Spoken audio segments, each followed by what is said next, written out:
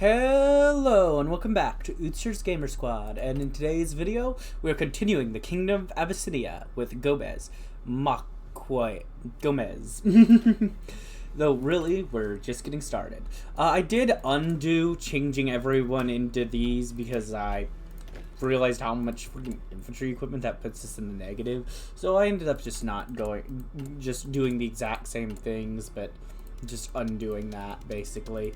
But yeah, I also did this because I noticed I can get down to that and improve the food situation using the focus tree, and I was like, that's cool, so I ended up doing that or whatever. But anyways, now we have one more thing to read before we get into the mission, the national focus tree, and that's, well, I just realized, guys, we still have guys to read. Some will not have descriptions. The unthinkable Sam. He has reportedly survived the sinkings of 3 different ships. Great. Quick, simple, to the point. Fair enough. Meow Fran. While formerly being the general of the Crown Guard, Meow Fran is widely known as the Colonial. He is the highest-ranking professional soldier in the kingdom, having served in the Guard for many years, proving his devotion to the Kingdom of Abyssinia. During the Storm King's invasion, he led the defense of Panthera, and his forces inflicted heavy casualties on the enemy. Despite being outnumbered and outgunned, the Crown Guard stood by Gomez's side even as they surrendered to the invader. Outside of his military career, Meow is known for holding the world record for longest cat fur. Despite his cowl, he's rather friendly off-duty, especially after he's drunk some of his favorite scotch. Nice. Let me turn this down a little because I don't like the music being overwhelming to my voice. General Chadar Sorpas as Zarhil Lamb. She is the second highest ranking military officer. See the Messiphant and the royalty in a nutshell. Maintaining the royal and the nobility as leaders of the military is a vital goal for her. He is known for a grumpy and pessimistic personality. General Meowskulls. She's one chill kitty. Nice. Gotta love that.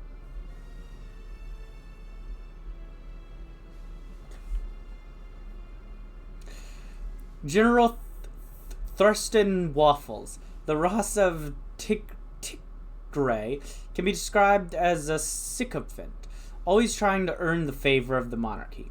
This does mean that he always approves of his liege's actions. In fact, he can protest quite loudly. He rules over the strategically vital and prosperous port city of Tigara, which acts as Abyssinia's gateway to the wider world.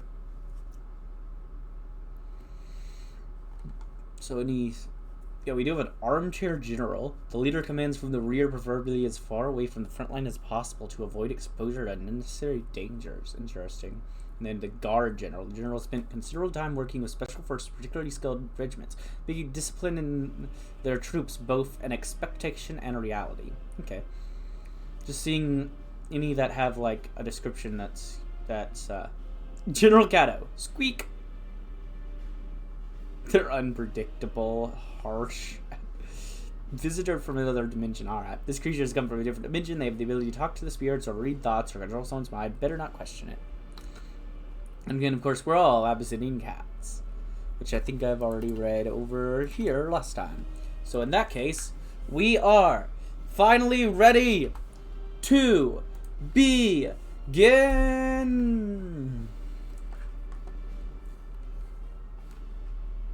Assuming the game wants to let me. There we go. Reliving the past. A steel battering ram pounding upon the gates of the royal palace and shattered them. A gray ape-like head with a horned crown peeked inside. Hello, anyone home? Who is the Storm King? King Gomez embraced his wife and consort, Queen Morticia, as the towering armored Yeti walked inside, accompanied by his masked soldiers. Hope you don't mind me letting myself in, but I practically own the place already, don't I? He said with a smug yet casual smirk, then bowed mockingly. Your Majesties, King and Queen Abyssinia, you should surrender. Now. The glow of the burning city of Panthera shone through the gates. Gomez sighed deeply as his courtiers stared at him, then slowly took off his golden crown, and offered it to the Yeti. Storm King, you have conquered this nation. Abyssinia is yours. The Storm King took the crown, then immediately crushed it. Thanks for the offer, but I'm not really into the whole ruling things. You folks can keep Abyssinia. Gomez blinked in confusion. What?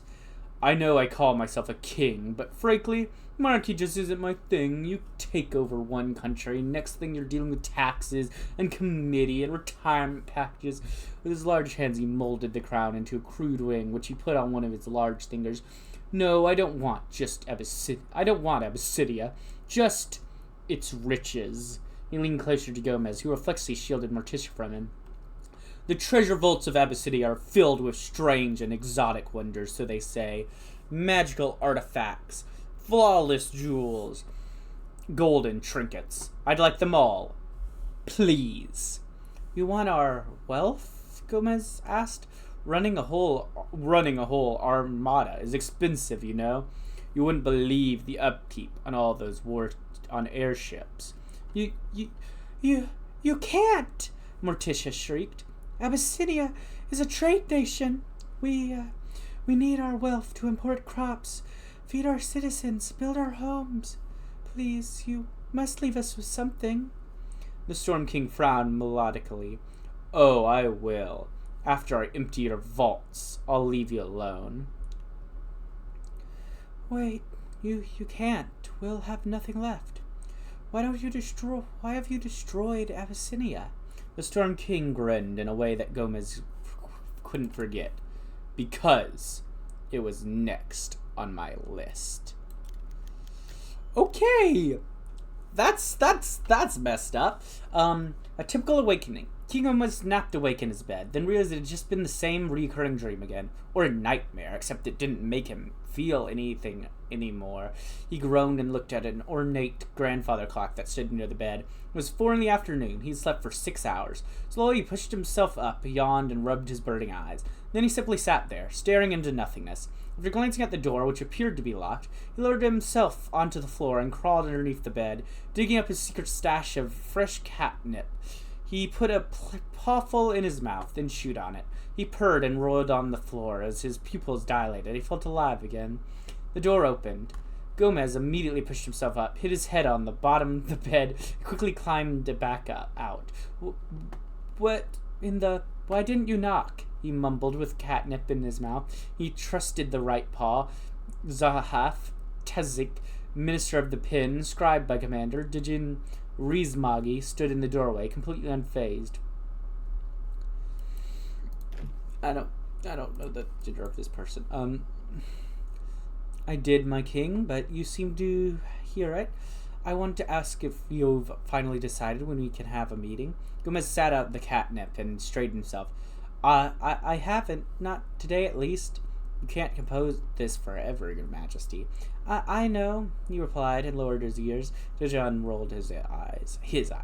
Got it, now I know. Also, I wanted to remind you that your wife has prepared a meal for you. She's been waiting for a while. Gomez's eyes widened. Oh, Tertius, I forgot about it. He rushed out of the bedroom, running past his visors, leaving them alone. Dejan shrugged and headed back to his office. Late for dinner. Queen Morticia sat at a large dinner table, refusing to touch her food while she waited for her husband. She knew that he was probably sleeping or regretted not being able to sleep at the same time due to his changed sleep schedule. At least he usually woke up in time for dinner. Gomez barged into the room. I'm sorry, Tash. I completely forgot about this. Morticia raised an eyebrow. But we have dinner every day. Yes, but it doesn't matter. He sat down on the opposite end of the table, his shoulders slumped. What are we doing today? In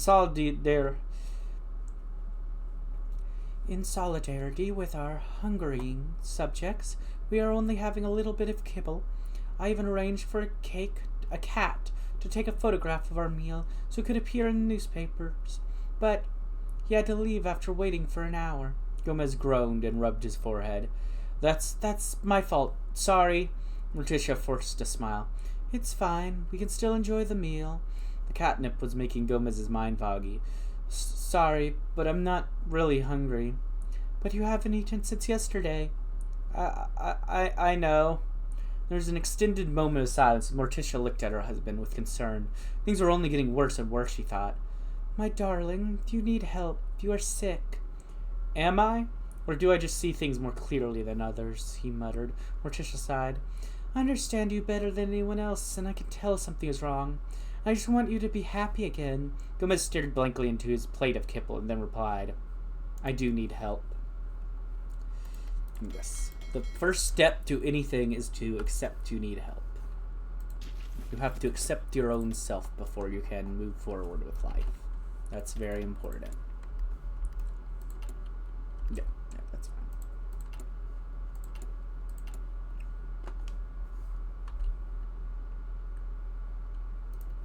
I accidentally stopped the recording right there, but we are good.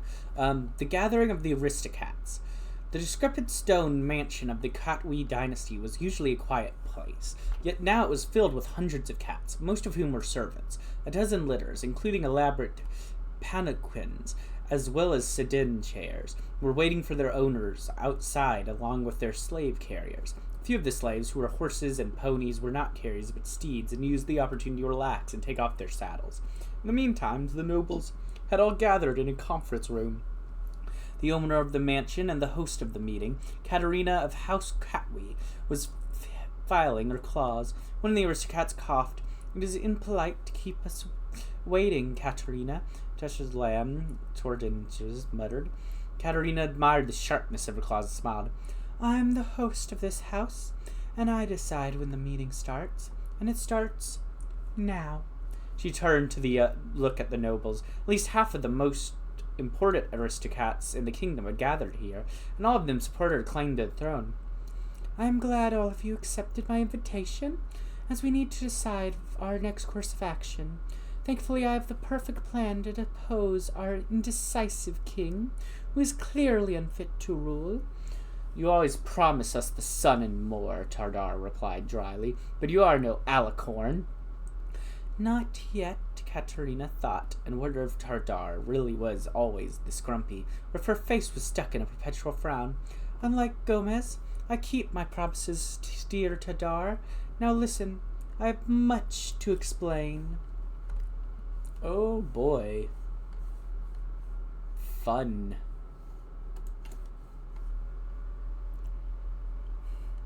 God, we have so many negative effects. This nation is not in a good spot. Choosing a cure.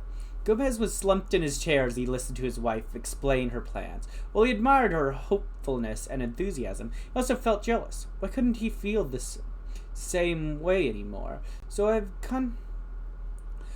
contacted the best doctors in the kingdom, Morticia said, and they said they'd be more than happy to diagnose your condition.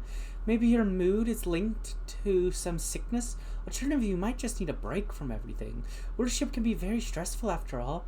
I've asked various cats about where you could go on vacation, and one of them suggested visiting the rock-hewn temples of Falabera and Girati.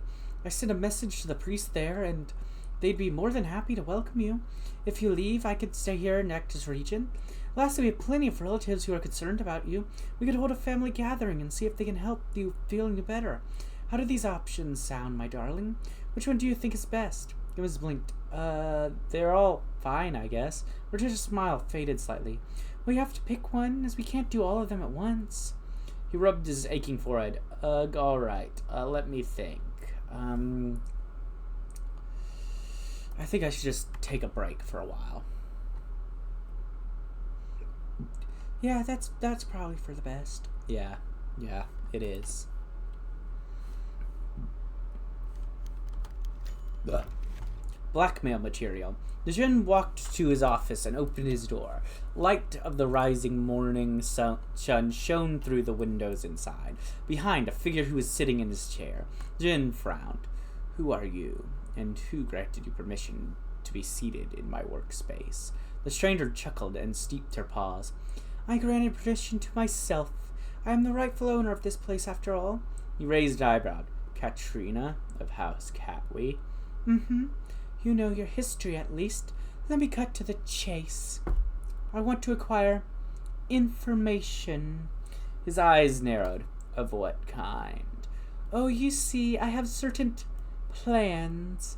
To fulfill them, I need some incriminating facts about our beloved king and liege, with evidence.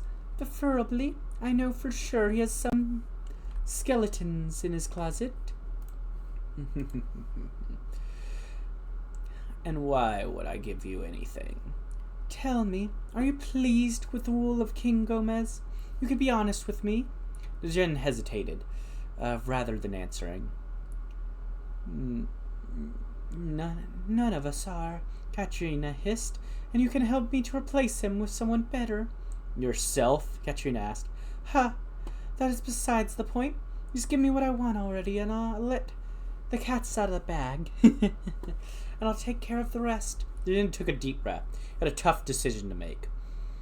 There's nothing I can give you.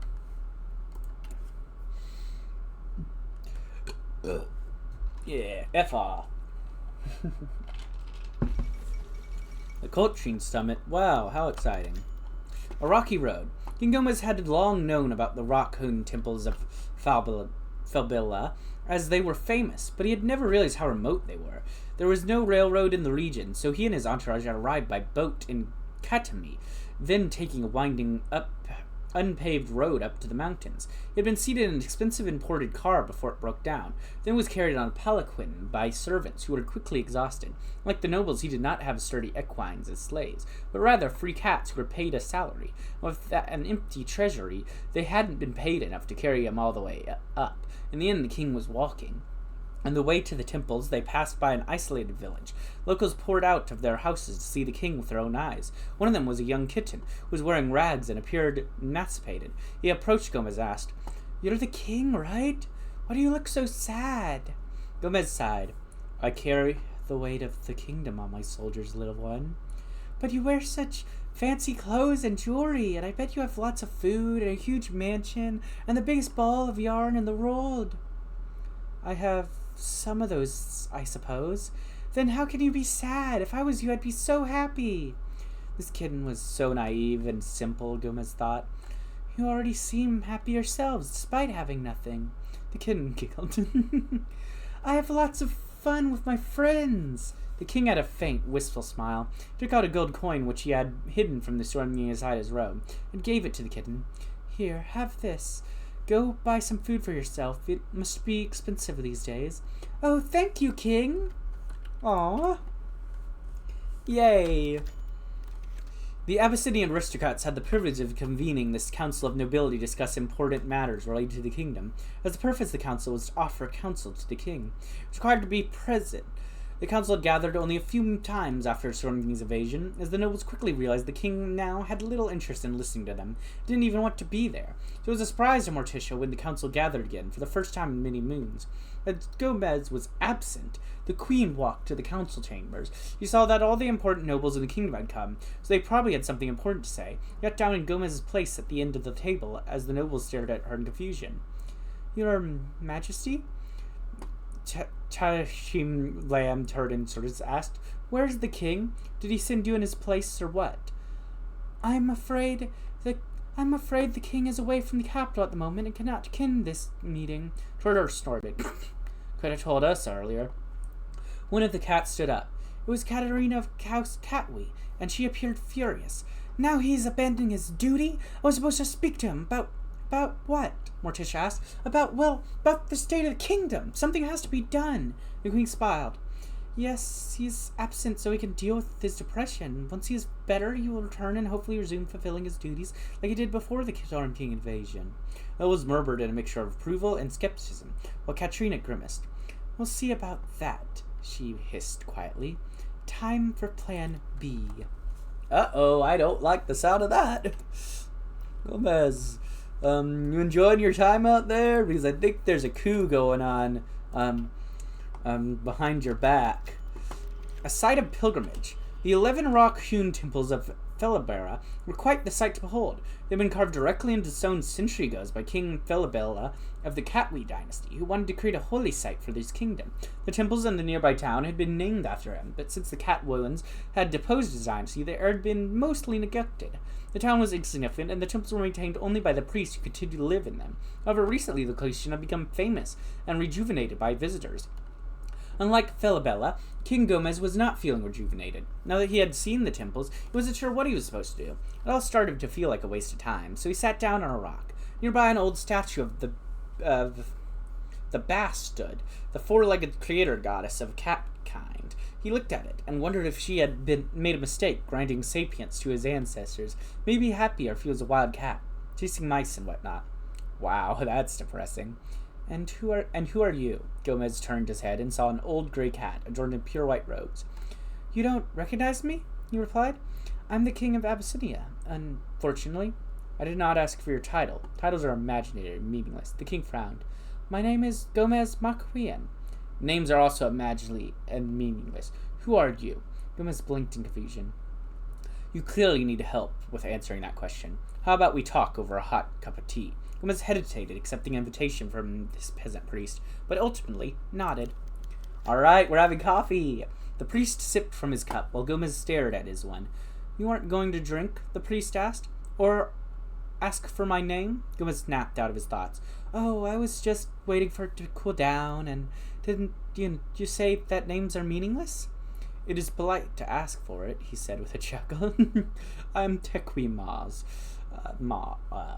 the Abuna of Babula, responsible for maintaining these sacred temples. I wonder why you decided to visit this place. You clearly are not on a pilgrimage, as you looked like you didn't even want to be here, or anywhere else for that matter. I wanted a vacation, take a vacation. Ruling a kingdom is stressful. Well, are you enjoying your vacation then? Gomez didn't respond. Thought so. You came here only because you were told to come, no? I would never say no to my wife. I see. She's worried about you, that, isn't she? But I'm afraid a vacation won't solve your problems. Gomez sighed. What will, then? She was trying to find a way to cure me. Cure?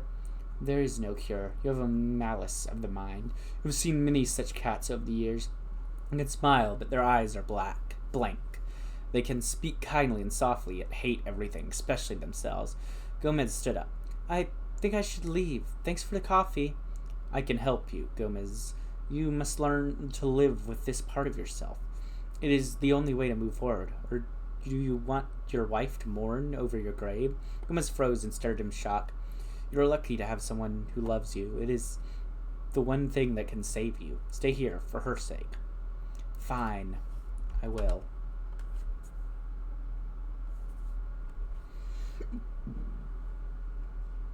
Alright.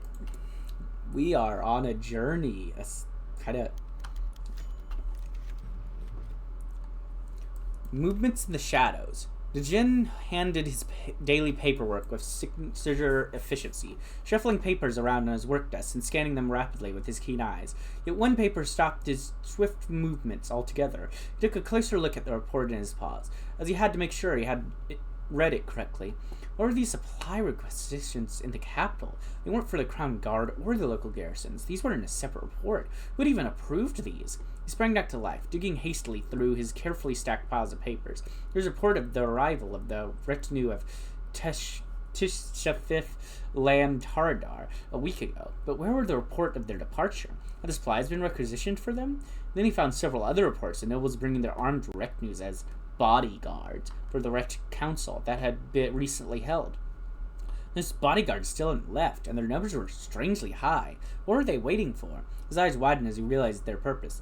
He stood up from his chair and ran to the imported telephone hanging from the wall. Right as he was about to call the head of the Crown Guard, the colonel, he hesitated. If he did nothing and acted like he knew nothing, the events would proceed normally. He'd simply have to adapt to the new situation as always. But would that not be treason?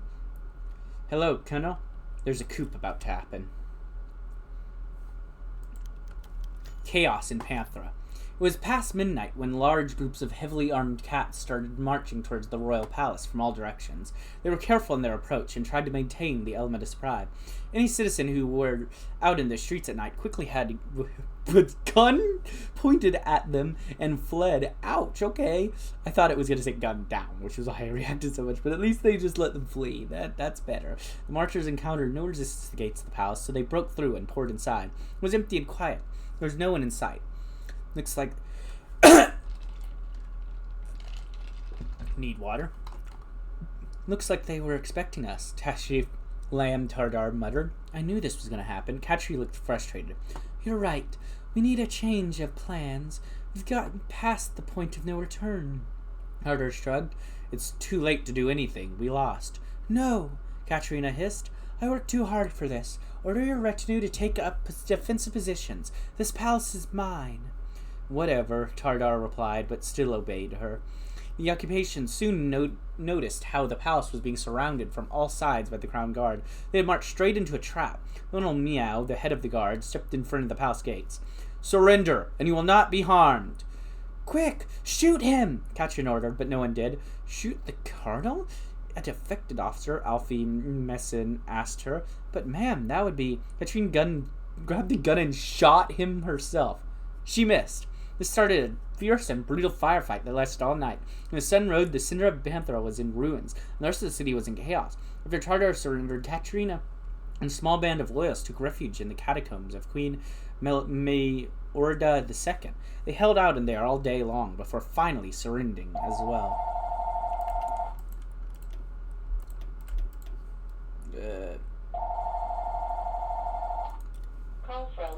We have done it. We stopped the coup attempt. Guys, whoop whoop, we did it. Oh, guys and girls, we did it. Woo. Oh, guys and girls and other pals, we did it. Woo. The life and time. Okay, shut up, phone. I hate those the landline phone up here. The life and times of Mr. Gomez. Coffee did not have a relaxing effect, and Gomez felt it worsening his anxiety.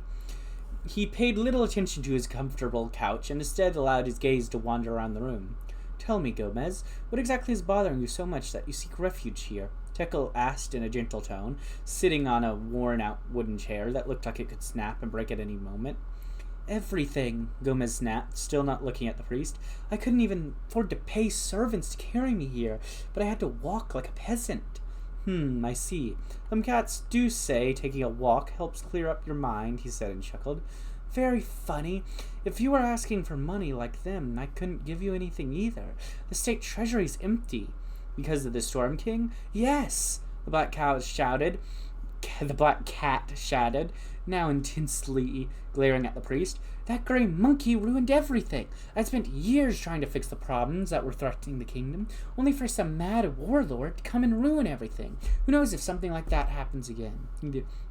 He deflated in an instant and slapped on the counts. The old cat nodded. And you felt fine before this? I did feel better, I suppose. So like many cats, you faced hardship as setback, and your house of cards came crumbling down. You have no desire to keep going and rebuild everything you've lost. Gomez squirmed like a cat being forced to bath. Everything is ruined.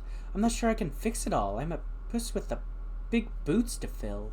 I don't think a lay cat like you could even comprehend the scale of my problems.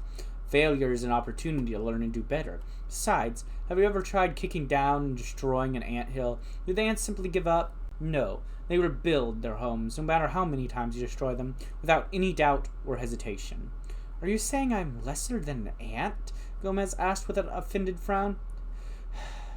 You seem tense. I recommend you relax for a while and try not to think of your responsibilities. And continue talking whenever you feel like you're ready. What a waste of time. But I think this is a good time to go ahead and end this episode. I hope you enjoyed, and if you did, like, comment, subscribe, and hit the bell button. And as always, peace.